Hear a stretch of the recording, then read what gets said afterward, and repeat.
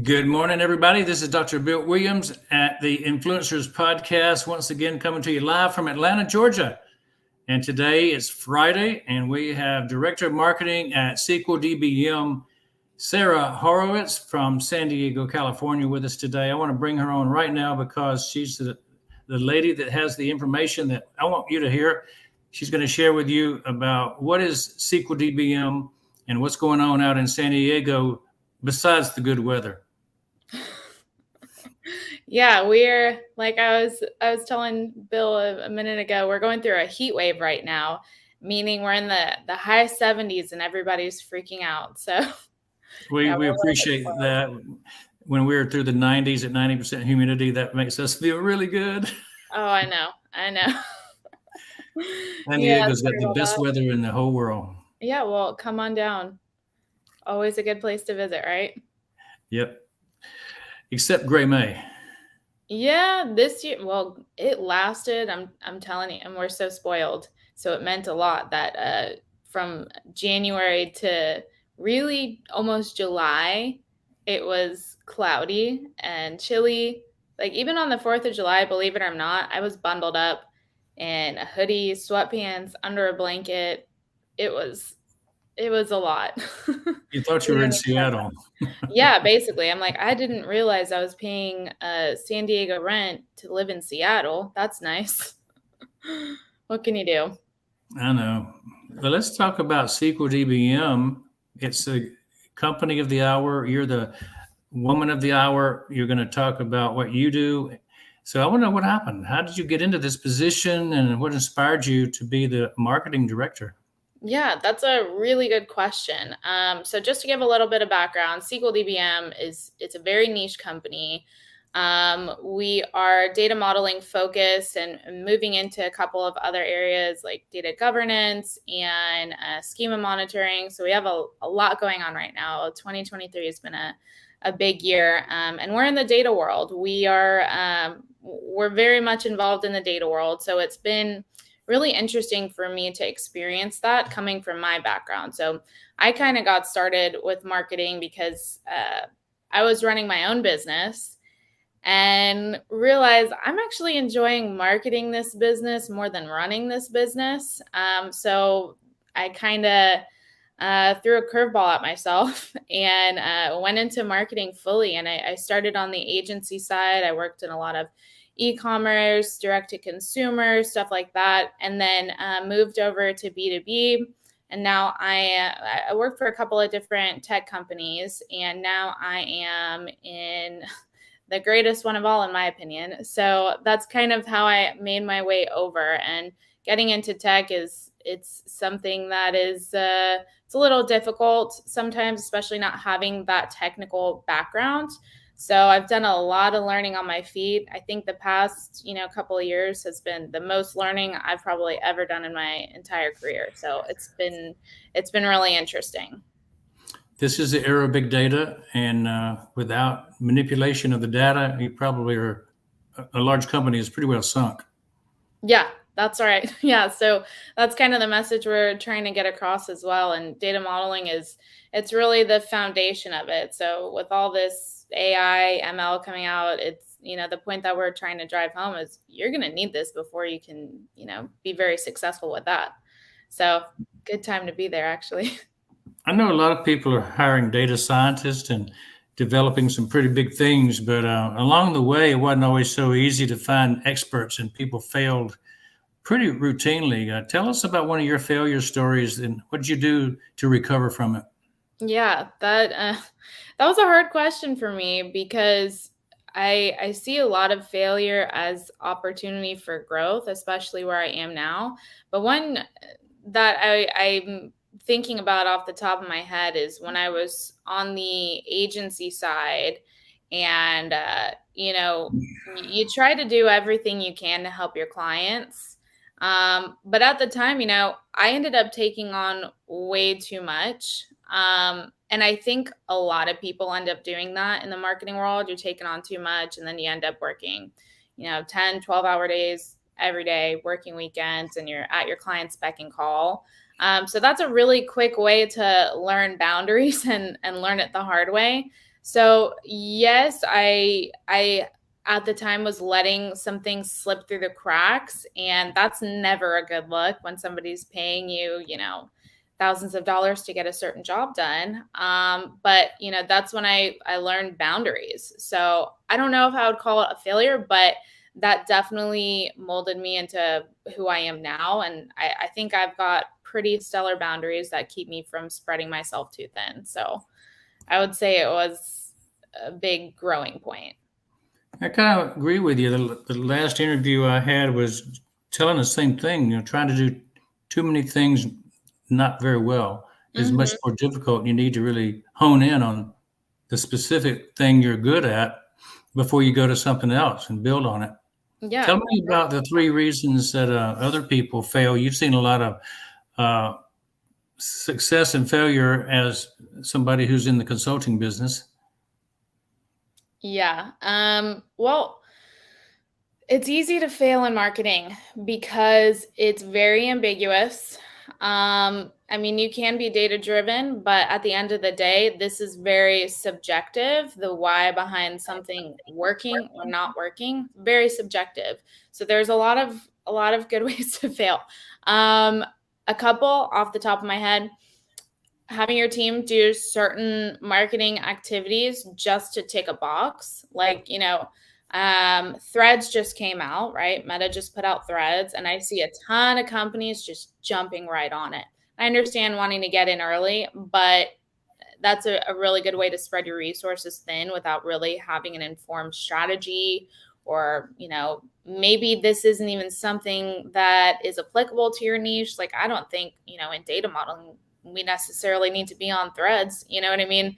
So I do see that a lot. And right along with that, being too metric focused too soon, like coming up with KPIs that are just arbitrary numbers, like, oh, I think we should hit these numbers because it sounds good. That's a really easy way to fail, and be focused on especially vanity metrics, like looking at your likes, your followers, things like that. That's, I mean, yes, it's an indicator, but it's not the best one to see if you're actually growing and if you're actually succeeding where you want to be. And then fail number 3, this is a big one, especially for me. I believe very strongly in using the resources that you have at the organization you're in. My number one resource is our sales team most of the time. I mean, they're in the weeds with the customers and the prospects. They know exactly what's going on. And when marketing and sales aren't like this, I mean, it's a recipe for not necessarily failure all the time, but you're not going to be as great as you can possibly be if sales and marketing are at odds, which I see a lot. And luckily, I'm not experiencing that. Me and sales we're BFFs. Perfect. As I ran my dental practice, I was a real devotee of management about numbers and statistics and tracking, and we had KPIs for everything. Mm-hmm. And we started out average and became one of the top 1% in the whole United States, and all because you focused on what matters. If it gets measured, it gets done. So Mm-hmm. I'm fully in agreement with many of the things you're talking about.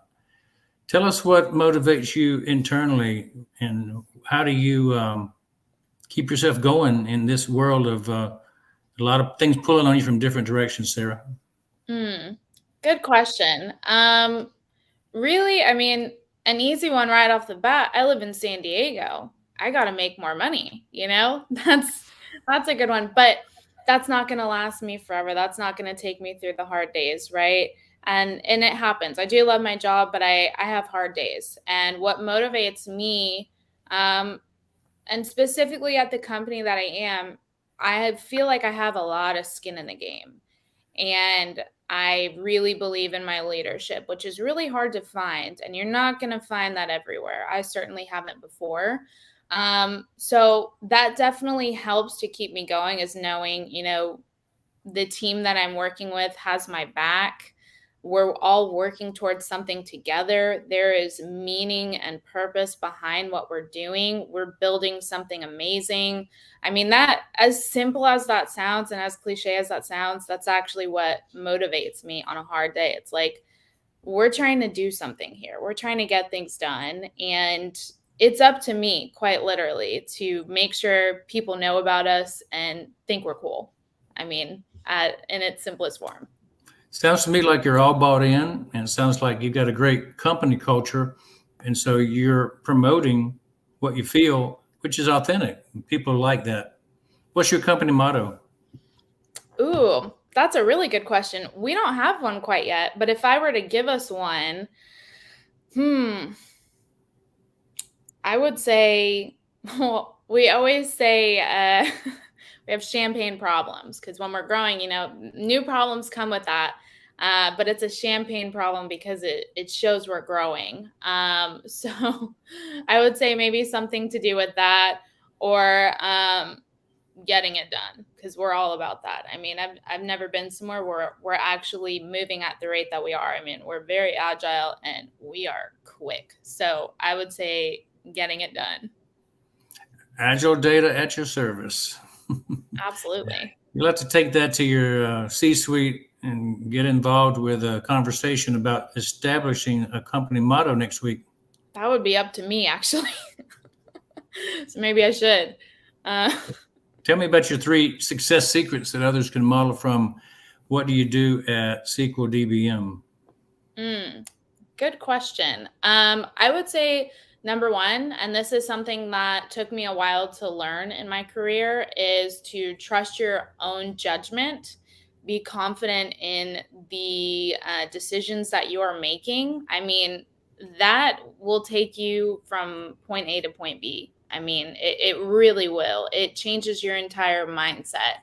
And kind of like what I was saying earlier, getting out of your own way. I see a lot of people who, it's very clear what their obstacles are, and a lot of times it's their own mindset, or it's the way that they're thinking, or something as simple as, oh, I'm too scared to speak up in meetings. Get out of your own way. Do your thing, be confident about it. Kind of like the first thing that I said, be confident about it, trust yourself, step out of your way and let yourself be successful. And sometimes it's as easy as that. I mean, really. And this one is a really important one. Last success secret is, don't be scared to move around until you find a place that values you. I think that's the most important one. I've made a lot of career moves, and I think it's important not to settle for a company or for leadership that doesn't value you, doesn't want to see you succeed. That's really important. Good success secrets for the person in the chair making the decisions, particularly when they get higher up on the chain, right? Mm-hmm. Why should somebody buy from SqlDBM? A lot of different reasons for a lot of different use cases. But I would say overall, number one, we are, and I think a lot of companies say this, but we are truly customer focused. Most of our new features and updates, they come directly from our customers' needs. We have conversations with customers all the time. They say, oh, I want to see XYZ feature. I want to see this enhanced. And we put it into practice, and we actually do it. We stick by our word. So, and that's what happens when you're an agile team and you can get it done. So that's definitely a pro of being with us, and a pro of being on the cloud, seeing those updates every couple of weeks. So that's a really important thing in the data world. So we don't have a lot of people who might understand who you serve. So tell us your ideal client. So organization-wise, we see a lot of large data teams who are working with a ton of data, and we're not really in one specific industry or one specific niche. Kind of anybody who is using a data warehouse or a data lakehouse, pretty much anyone who's using that and they've got a robust data team who's ready to do data modeling. That's who we're looking for, really. So that kind of sounds a little vague, but it's more niche than it sounds. So they know who they are. Mm-hmm. They do. And how does the general public know who they are? I think the general public doesn't actually know what data modeling is. So that's hard to say. What about your ideal client? How do you go about finding those folks that would be using your services? I'm not sure what's going on with my lighting here. Sorry about that. It's like Supernova. flash. I don't know. I'm just going to go ahead and turn that off. What is going on here? Sorry about that. We were just talking about technology, weren't we? Okay, there we go. Let's pretend that didn't happen, right? So how do we find our ideal client? And are you meaning, at SqlDBM or like Yes. in my career? Okay.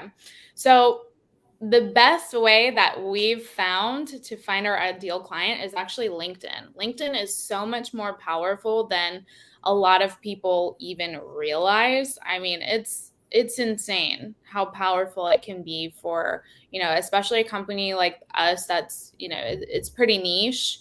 And we're looking for very specific profiles or roles that would fit into, what we're looking for in an ideal client, like data architects. We can look for that very specifically, find them, engage with them, and most importantly, show them that we are human. There's a human side to SqlDBM, and we're worth, investing in. Yeah, related to LinkedIn and even Google and Facebook, do you do pay digital media to find these people? You ever go out and do a search? We actually don't at all. We do no paid media. I do see that changing, in the next year or so, but my philosophy is, use the resources that you have and see what you can do. And we've been able to do a ton organically, which I haven't seen in my career before, something like this. In the past, I've always done paid ads. But in this situation, it's like, why jump the gun when we're seeing so much success organically? Well, must be because you're doing this. You're crushing that competition, and they're rushing to your door. What do you do that is specifically giving you this leg up on the rest of the database world? Well, there's quite a few reasons. I would say number one, and it was funny when I came on, I was like, okay, who are our competitors? And in reality, we really don't have any true competitors because we are the only cloud-based data modeling tool that's doing things the way we are doing it. So a lot of our competitors, I guess you could say, they're on premise. So you're having to download it onto each individual computer for every team member you want to, do data modeling at your organization. You're getting updates maybe like once a year because you're having to download it. With us, we're, putting out new features and updates every couple of weeks, pretty much on the dot. So you're seeing all these enhancements, at lightning speed, which nobody else is doing in our space. And we're also very intuitive. Like you kind of look at these other tools and I hate to say it, like I don't want to down talk anybody, but it looks like, Windows 97 and we're over here in the future. And it's just so much more intuitive, modern, sleek. We have dark mode, which is always nice. And that's just a small little touch that we have. But I would say that's the biggest part of it is being on cloud. We're able to bring out all these amazing enhancements faster than anybody else is doing it. And we're able to, like I was saying, listen to our customers, see what they're needing, and give it to them as quickly as we humanly can. So I would say that's how we're crushing the competition. And it brings that human aspect as well. They kind of see their suggestions coming to fruition. So it's really cool to see. Nice. Tell me about the well-defined product or service that you actually offer. Is it got a name or a topic? Yeah, so we started with just the data modeling tool. And this year, we're actually moving into data governance and schema monitoring. So, data modeling, just a brief overview for anybody who's unfamiliar. This is kind of, in layman's terms, the foundation to anything in your data warehouse. Like any data that you're storing, you need to kind of design how that metadata is going to be organized, and that's how you do it with data modeling. Data governance, this is something brand new to us. So I'll have to add a link to find out a little bit more about that. But yeah, and I'm still learning myself what data governance covers, because I've been so heads down in data modeling for the past few years. I'm learning on my feet constantly, and does it have to do with protection of data? Somewhat, yes. I mean, it's hard for me to speak technically about that quite yet. I wish I had all my notes in front of me about data governance, because I would be able to give, a stellar answer of what we're actually doing with it. But to my understanding, essentially, you're going to need data governance, because kind of thinking of it as a referee almost in the game of data, making sure everything is following a certain set of rules and things like that. And that's just kind of in layman's terms. And then schema monitoring. So we have that out for Snowflake now, and we're probably eventually going to be bringing that out for other data sources that we have direct connections with. And this is really cool. I kind of call it the bat signal of data, because what you had to do before this came out, and this just came out very recently. So before like last month, really, you're having to manually check for changes. And if somebody's making a change, you're not really knowing about it right away, and it can affect things downstream. So then you're going to have to go back and fix things. So what this product does is it alerts you when changes are made and what was done, so that you're aware of what's going on. You're able to quickly go in and make any fixes if you need to, because there's things that are dependent. And, if you're not careful, you could quickly spiral out of control and have a lot of errors going on. So that's what we have right now. But I will say there is more to come. Sounds good. It sounds like an early warning system for companies to look out for data breaches and all kind of things. Mm-hmm. Yeah, absolutely. What about your delivery of 5-star client experiences? What do you do that really sets yourself apart? That's a fantastic question. And kind of going back to that customer focused ideology, I would say that is, simply put, how we do it. I mean, being very focused on our customers, and, whatever they need, whatever they're wanting, whatever is going to help them do their job better, faster, more efficiently, that's what we want to provide them with. So I would say, the foundation of delivering a 5-star client experience, you have to start with the client. You have to see what are their needs, where are the gaps in their processes, what can I do to provide them with value? And providing value, that's simply it. That's how you're going to provide that 5-star experience.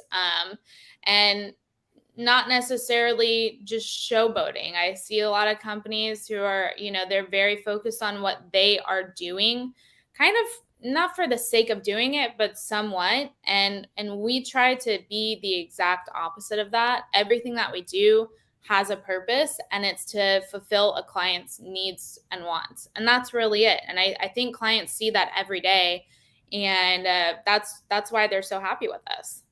Yeah, you're the ultimate B2B company. You don't even have to worry about the consumer being impressed with a social media post. It's all about serving the big client with the big data. Yeah, it does help though when they are impressed. I mean, I give myself a little pat on the back. There you go. Well, that's when you get your brand ambassadors, I guess. You don't do any paid marketing hardly. So it's all about word of mouth. It's all about organic growth. How do you convert these clients into spokespersons? Yeah, I love that question. That's something that we've been talking about a ton is, um, getting a client to love what they're doing on SqlDBM so much that they speak about us to everybody else. I mean, that's what I love to see. And we do see it a lot. I would say, it hasn't been in the past something that we have necessarily put a lot of energy or thought into, this question, how do we convert them into ambassadors of the brand?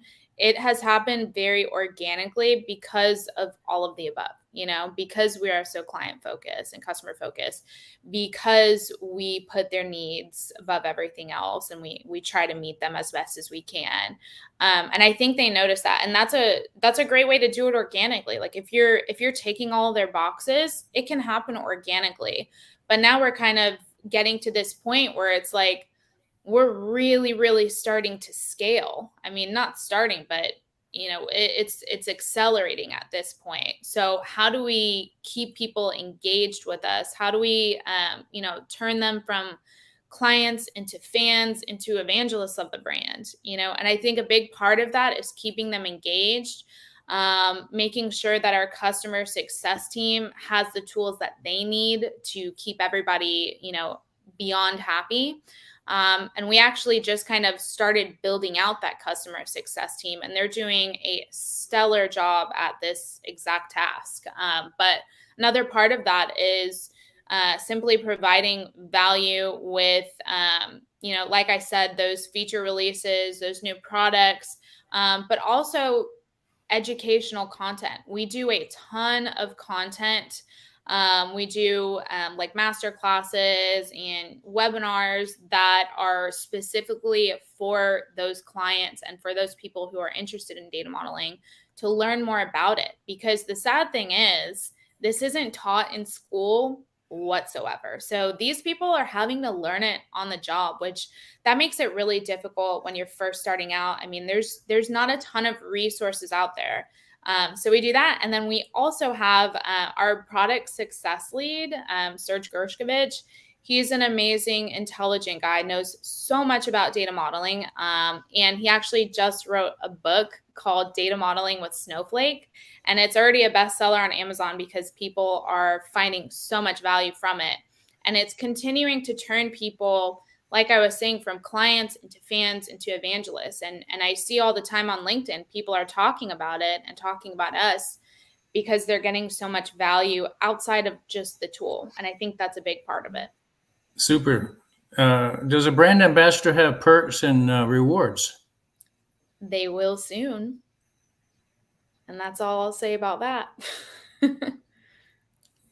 Stay tuned for more. Yeah, exactly. Well, they'll be grateful when that day happens, I'm sure. So tell me what you're grateful for today. Sarah, what is your thought about today's a good day because?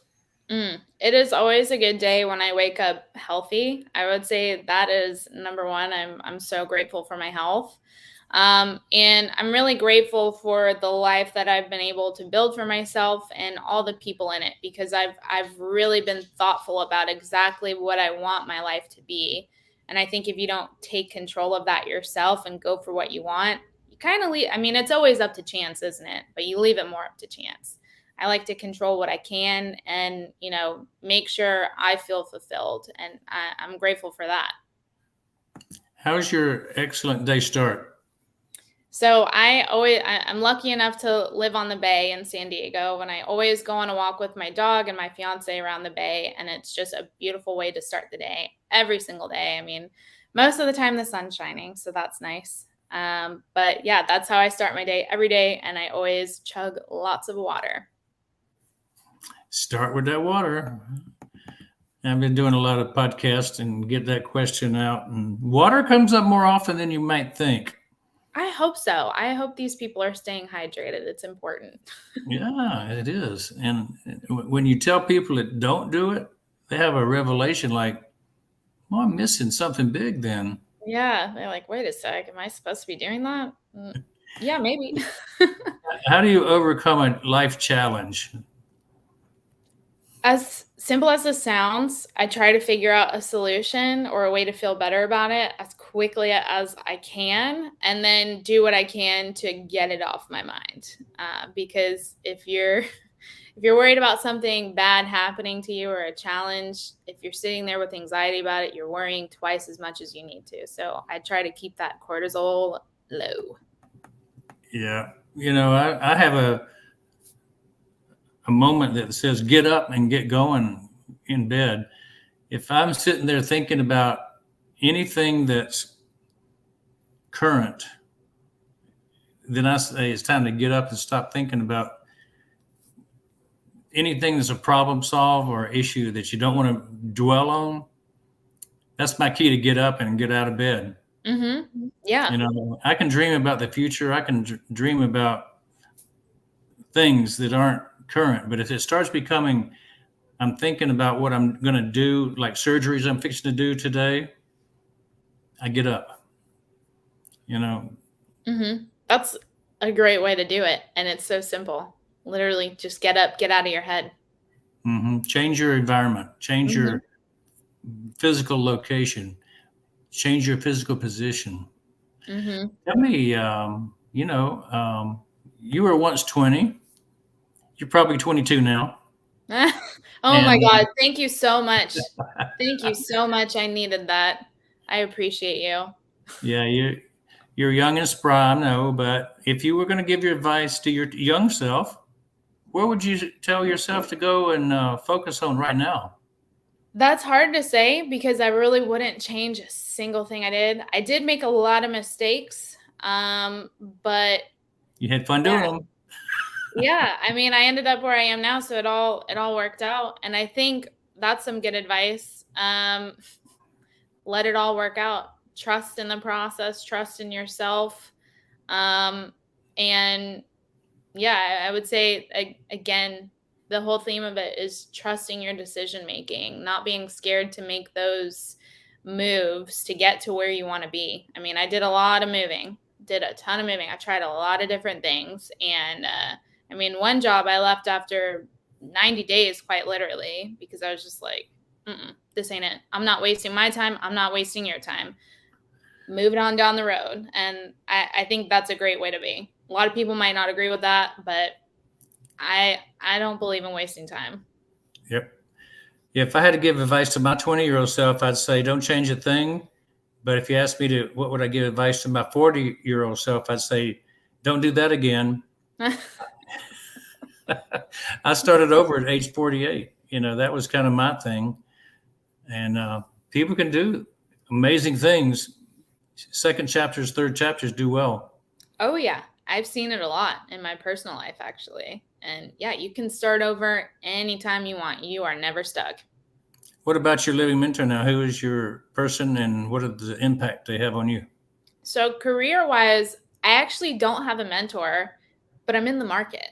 So if anybody's listening to this and you're like a CMO and you're doing a great job, let me know your secrets. But outside of my career, I would say my mom. Even in business, she's amazing. She's kind of had that story of starting over multiple times and seeing her resilience and just that same get it done attitude and not dwelling on the things that you can't change. I mean, a big thing that she taught me was the serenity prayer. I don't know if you're familiar with it, but it's all about accepting the things you can't change and having the courage to change the things you can. And that has been drilled into my head since I was a kid. So, I'm, big believer into that, having that courage to make the changes you want to see in your life. Yep. Don't sweat the small stuff. It's all small. She says that too. You guys must be friends. In our previous influencer podcast, I probably interviewed 10 CMOs, and Really? You might find a great mentor by going back and listening and connecting to those CMOs that I've interviewed. They let some pretty good information out, and you never know when one might strike your fancy as a mentor. Interesting. I will have to go take a peek. Why is being impactful important to you in your life? So to me, making an impact means you are supporting somebody else's journey as well, and you're helping them get on their way to be their best version of themselves. And that's important to me because I want people to be happy. Like at its core, like I just want to see people living the life that they want to live. And in my job, that means supporting my team with their career goals, helping them get on their way with that. And, in my personal life, helping my family and friends. I mean, not necessarily like tangible help, but support in doing the things they want to do. Sometimes it's as easy as saying like, I support you on this journey. I think it's a great idea, and as easy as that is, it's not done all the time. So that's the impact that I want to make. And it's important to me because, yeah, like I said, I want to see people living their best life. Imagine yourself 20, 30 years from now, 40, up to my age. What do you want to be remembered for when it's all said and done? You're not working anymore. You've done your job. You felt fulfilled. I would say the biggest feeling of fulfillment would be kind of like I was just saying, helping people on their journeys, being that support that they need when, sometimes nobody else is telling them you can do this, being somebody's biggest cheerleader and helping them make their impact. That is what I would want to be remembered for. A mentor to those coming up behind you? Yeah, I guess so. Or next to me sometimes. There you go. How can we support you and SqlDBM? Yeah, so we are loving life on LinkedIn. So giving us a follow on LinkedIn and seeing what we're up to, I guarantee you'll find something interesting. And then I'm on LinkedIn as well. And I'll either provide a link or it's just linkedin.com/Sarah R. Horowitz. And I'd love to see Sarah Horowitz on LinkedIn. Yep. And you got to be a first friend to communicate, right? Yeah, potentially. All right. Tell us how it was to be on our show today. Yeah, this was a fun chit chat. Love talking to you. Got a lot of interesting ideas along the way that I want to talk about later on with my team. I'm always thinking along the way. So Sure. Yeah, this is a good opportunity to think within my own brain. I'm kind of like that too. I listen to people and I think about how I can leverage the information I just learned to be improving something somewhere for somebody. Mm-hmm. So there's never a wasted moment. If you listen, you're going to learn, right? Mm-hmm. Exactly. I want to give you the final word, but then I'll come back and we'll speak in a minute, but I want to let you have the. All right. So my final word, the point that I really want to drive home is no matter where you are in your career, you are never stuck. You can do just about anything you want to. You just have to take that first step in that direction. Trust your judgment, trust yourself, and believe in the decisions that you're making. Be confident in that. And I think you'll feel a lot better on your career journey.